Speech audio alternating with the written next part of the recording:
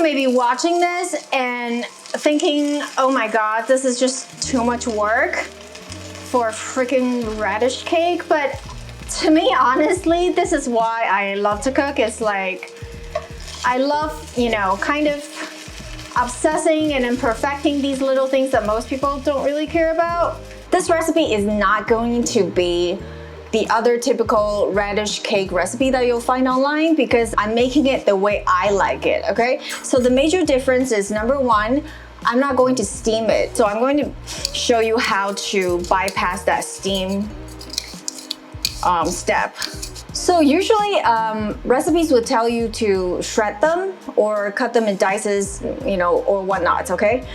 I'm using a food processor. Can somebody design a freaking food processor where I don't have to try to find an entry point? Pisses me off all the time. So I'm just gonna pause. So after you've done that, what you're gonna get is a kind of a shredded mixture, and it's gonna range, you know, the mixture is gonna range from like small, tiny pieces like this, okay, to like much larger pieces like this, okay? And that's what you want.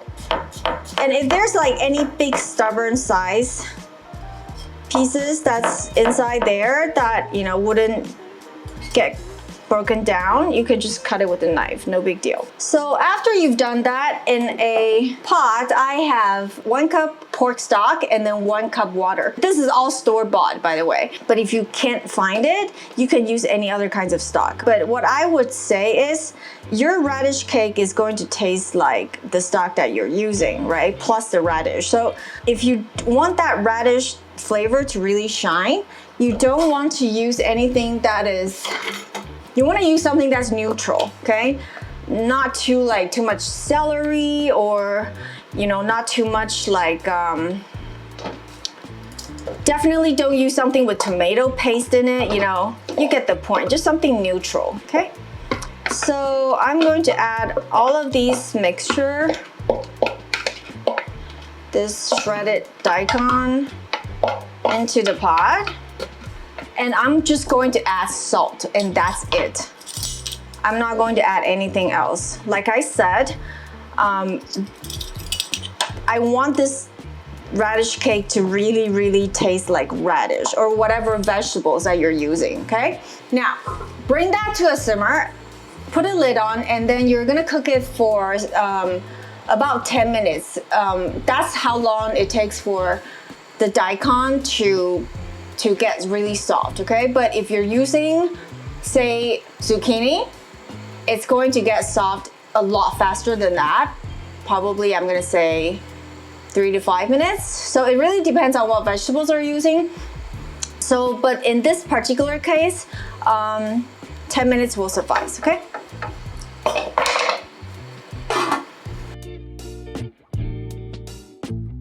It's been simmering, lid on, about 10 minutes, and the daikon has softened up a lot. If you're like, when in doubt, just pick the biggest piece and then give it a try. It should be just like soft, okay? And that's ready. The next thing we're gonna do is we're gonna turn this into the rice cake batter. And you wanna do this while it's hot, okay? So here I have white rice flour. It's not glutinous flour or it's not sweet rice flour. It's just white rice flour. And I'm going to add it all at once, but 2 tablespoons, okay? So it's about that. And then just stir. And basically the residual heat is going to partially cook that rice flour. And it's going to thicken up considerably. I'm just gonna check the consistency a bit. You can cater this to your own preference. Some people are going to like a firmer texture, and some people are going to prefer a more juicy texture or gooey texture, which is what I like. So right now, I feel like I could add maybe just like 1 more tablespoon of the rice flour. So this is basically what the consistency that I'm looking for. I can, you know, grab a big, huge spoonful and I tilt it and it's not going to fall, okay? Even if I invert it, it's not going to fall. This is personal preference, and obviously the looser the batter, the more moisture the batter is, the harder it is to handle a little bit later on, because we're not going to steam it, right? So if you prefer like a firmer texture for your daikon cake, you can add more rice flour. It's totally up to you. And now the only thing that we're gonna left to do is we're gonna have to chill this, okay? And I'm gonna show you how I'm gonna do it. So here I pieced 2 large pieces of plastic wrap, and I'm gonna dump all of this batter onto the plastic wrap.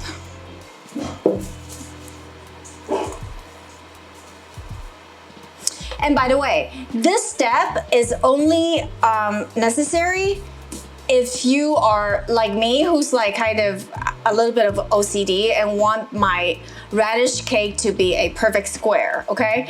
You don't need to do this if you don't care about the shape of your radish cake. Like, meaning like, you know, you can literally just chill this and then later on you can use your hand to shape it into a round ball or whatever and then cook it that way. That's fine too, okay? I'm only doing this because I want a square.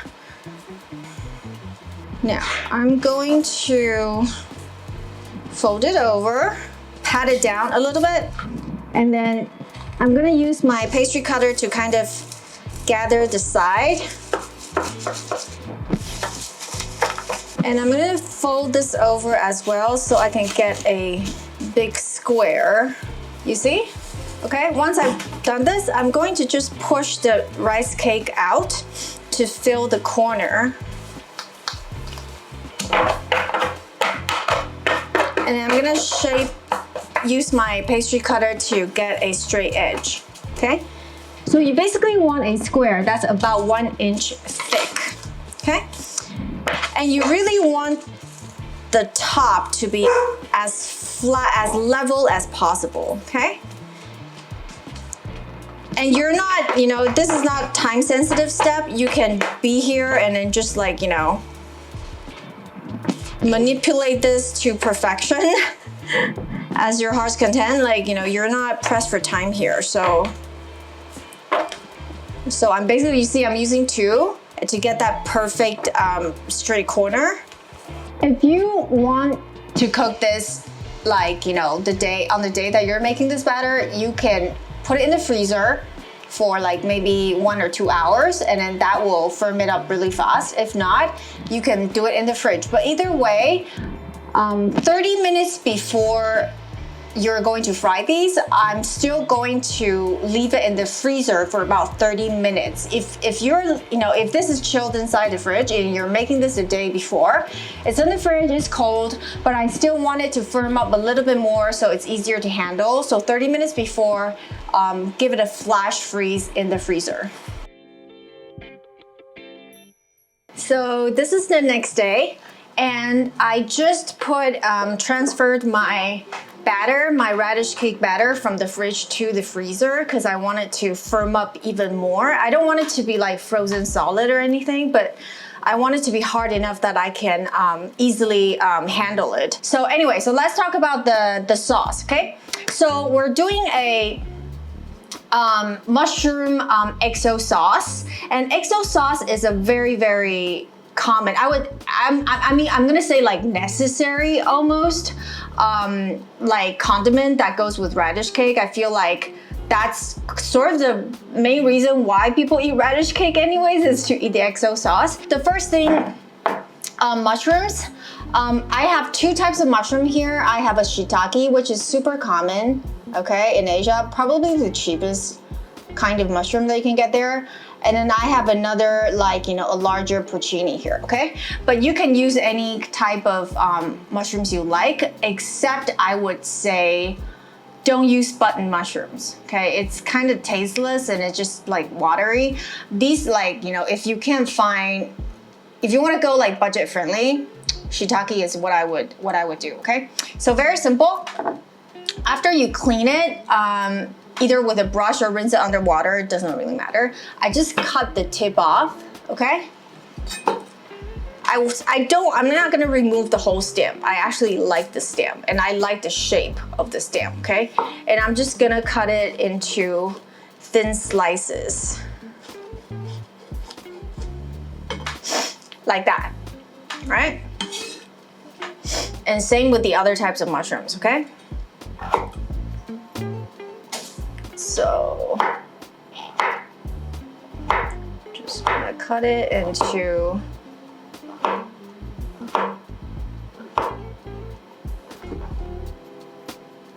and the reason why I'm using 2 different types of mushroom is just like I want some contrast in textures and flavors, and obviously this mushroom has a much bigger slice and it's gonna give me like a meaty mouthfeel versus like smaller slices, but you can use the same type if you want, okay?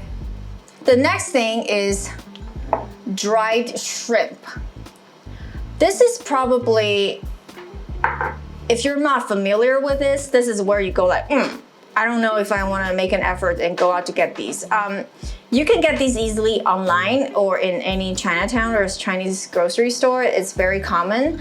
But again, like this is probably, I think, what brings most of the flavor into the sauce.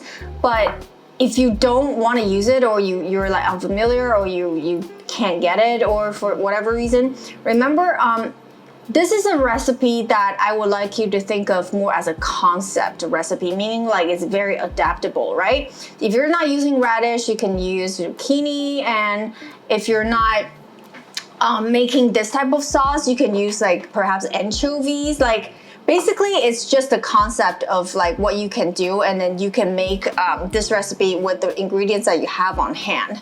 For example, the next thing is Cantonese sausage.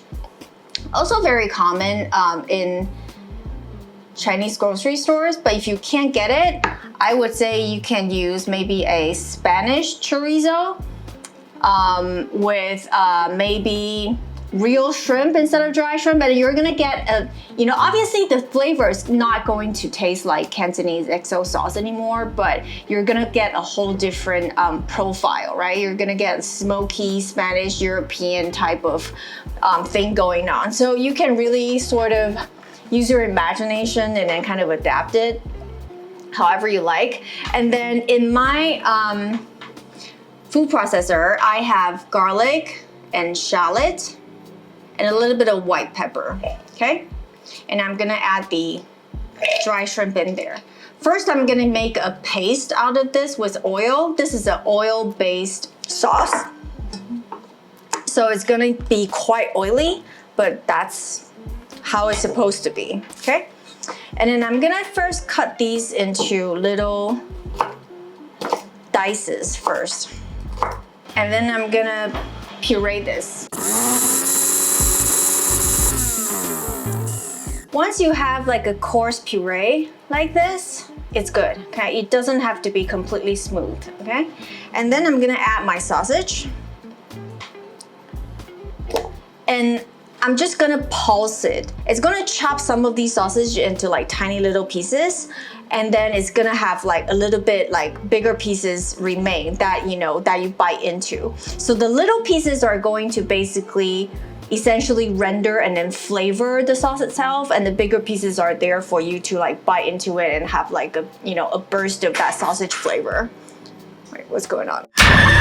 Now we have something that looks like that. Okay? You can see like there are pieces that are big, pieces that are small. That's exactly what we want. Last but not least, we are going to add dried chilies, whole dried chilies. The reason why I'm keeping them whole is because it's almost there to perfume the sauce instead of making it spicy. But if you want it to be spicy, you can basically just like cut these open, and that's gonna release all the seasoned stuff. But I'm not, I'm gonna keep it whole, okay? So add that in there. And then set this aside, and we're going to start cooking. So get a large skillet, flat skillet like this, preferably non-stick, unfortunately, and set this on high heat, okay? Because first we're gonna brown these mushrooms, and mushrooms retains a lot of water, so you need high heat and in order to brown it before it starts to sweat, okay? So 2 more tablespoons of that neutral oil. Once the oil starts to almost smoke up a little bit, I would say, you are gonna add your mushrooms, okay? And you're gonna give it a little toss in the beginning just so that they are kind of evenly coated in the oil, at least, you know, at least like every single slice of them gets a little bit of oil. And this is why it's important to use a flat, large skillet like this, okay? Because if you use a smaller skillet, all these mushrooms are gonna be piled on top of each other and then they're gonna sweat instead of brown. Once you kind of give it a little toss, make sure that all these mushrooms has got a little bit of oil on it. You just basically leave it, okay? There are going to be some overlapping in the beginning, but it's fine. The mushrooms are going to lose the moisture and they're gonna shrink considerably. So now I'm going to leave it, and then it's probably gonna take about 1 full minute before I actually move them again. Now after like a minute or 2, you're gonna start to see some of the mushrooms has brown edges, and that's a signal that's telling you that you can now flip them, okay? You want to get that kind of a browning on all of the slices. So once you have that, you're gonna add the oyster sauce. Okay, and that's what's good. That's gonna season, not just like season the mushrooms, but they're actually going to promote more browning because of the sugar inside the sauce. So make sure that you mix them evenly and give it another, you know, minute or so. So you can see like all these edges are starting to get brown, and that's when you take it off heat. And then I'm going to add that food processor mixture.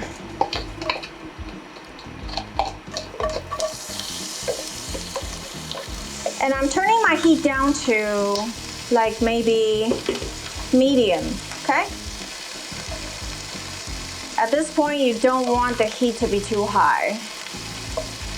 And then I'm gonna basically caramelize this as well. Now, after about maybe like 2 to 3 minutes, you're gonna see like the oil starting to separate and the mixture starts to turn from this like weird pale pink color to kind of, you know, it starts to take on a little browning on the edges, but we're not fully there yet, okay? So this is a step where you're going to add the mushrooms back into the skillet. And then this is where they all get happy and merry and, you know, on the way of becoming like a really yummy, yummy sauce. So once you add the mushroom back in, you are going to keep going for maybe a minute or so. But like I said, don't go with these like, you know, cook it 2 minutes, cook it 3 minutes. I hate that, okay? Go with the visual cue. You need to know what it's supposed to look like instead of just because every stove is different. When I say medium heat, you may have a super like crazy hulky stove, you know, medium heat, and it's just gonna brown the whole thing, okay? You're gonna have to know what it looks like, what it smells like, and when it's ready. And you're gonna be really careful of not burning this because there's a lot of sugar in the sausage and the oyster sauce, so it's going to burn quite easily. If you don't step away from this and then go do something else, you know, you're gonna have to tend to this quite carefully. So now I think that we're ready, okay? Turn off the heat. And then when the mixture has this like you know, reddish, but then also like a little bit like dark brown hue, that's when it's ready. Now, next step, we're finally gonna cook the radish cake. And this had been in the freezer for about 1 hour or so. And it's now hard enough, it's not frozen hard, but it's hard enough for me to manipulate it, okay? So I'm not gonna cook them all. I'm gonna cut it into 4 equal squares. And I'm just gonna cook 2 at a time. And once I have that, I'm just gonna dust all sides with cornstarch, okay? Including the edges as well.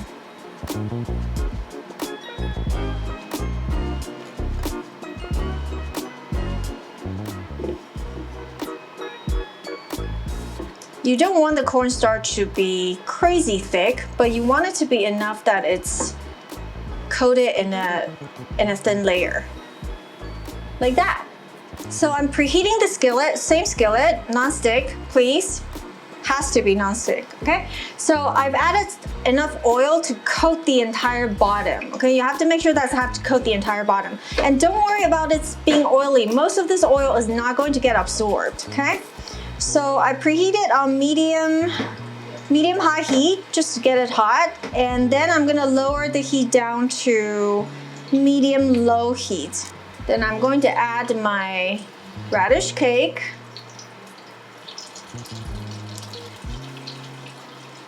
It should sizzle gently like this in the beginning. And remember, we skipped the steaming part of the program, right? So the radish cake, the batter itself is only just like half cooked. So we're not just browning them, we're also cooking them during the process. So you have to put a lid on. And what that does is basically it's browning and steaming at the same time. And you want to keep your heat, I'm gonna say like, again, every stove is quite different. So I'm gonna say like medium to medium low, but then like, you know, you need to adjust. So basically we're aiming at the first side browning perfectly in about 8 to 10 minutes, okay? So it had been about maybe 8 to 10 minutes. And I'm just going to check. The bottom, the first side is very, very nicely browned at this point, and I'm going to flip. To avoid too much splashing and splatter, I'm going to do this. Okay, so I basically flip it onto a spatula first.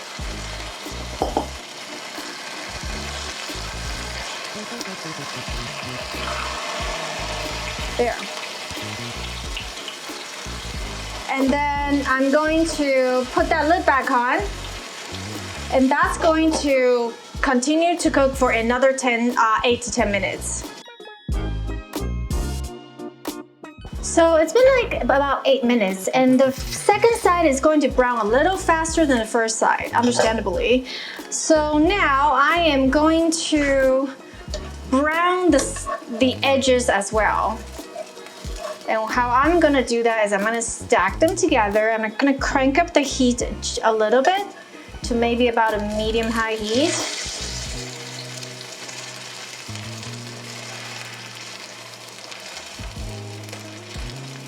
Some of you may be watching this and thinking, oh my God, this is just too much work for a freaking radish cake. But to me, honestly, this is why I love to cook. It's like, I love, you know, kind of obsessing and then perfecting these little things that most people don't really care about. But I just want to really get those like edges really brown so that it looks like a golden brick. This is only going to take maybe a minute or so on each side. And you can see that most of the oil is still inside the pan. I would say maybe half is still inside the pan.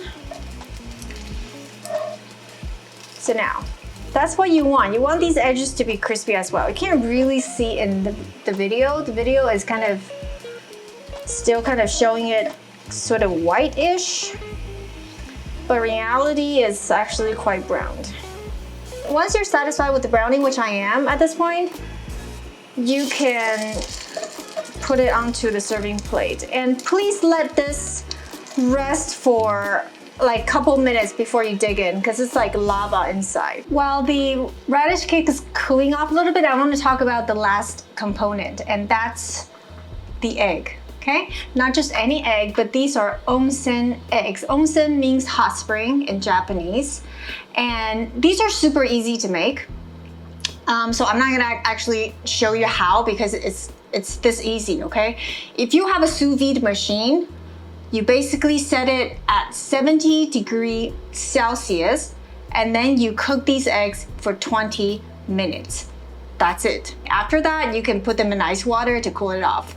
If you don't have a sous vide machine, same thing. You can basically bring a pot of water on the stove to 70 degrees Celsius, and probably the lowest heat setting you have to maintain it at 70 degrees Celsius, and then put these eggs in, and then basically you just stand by there and keep that water at around 70 degrees Celsius during the whole 20 minutes. And then after that, same thing, cold ice water to cool it off, okay? So super easy, and what that does is basically it cooks the eggs uniformly into this kind of state in between solid and liquid, and you'll see what I mean later. So here's what we do. First thing, you pile on that mushroom XO sauce or air quote toppings, because at this point it's more of a topping than a sauce, in my opinion.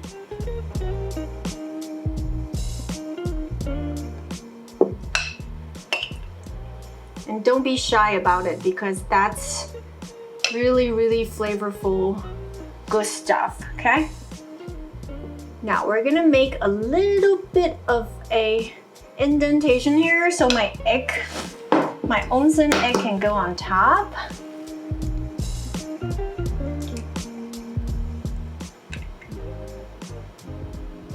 There you go.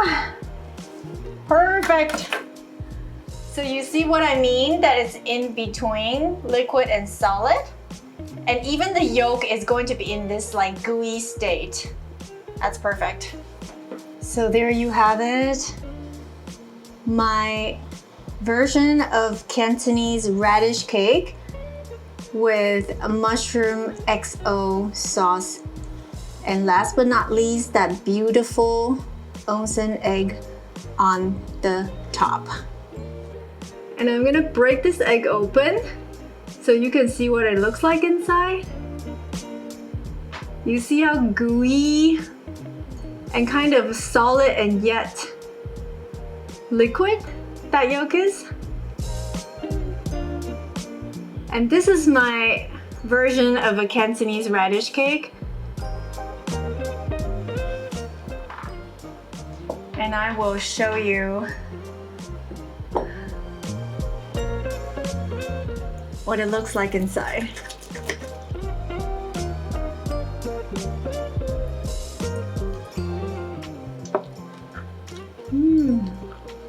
It really is a party of flavors and textures. The radish cake is really crispy on the edges, but inside it's like gooey and almost juicy, even though that's a really weird description for a radish cake, but it is because of those like still large chunks of radish that we left in there. And then obviously the flavor, all the intense flavor comes from that topping, the mushrooms and the dry sausage. I hope you like this recipe. It really is in my opinion, a step up from the traditional, good old radish cake that you see on Lunar Year dinner table.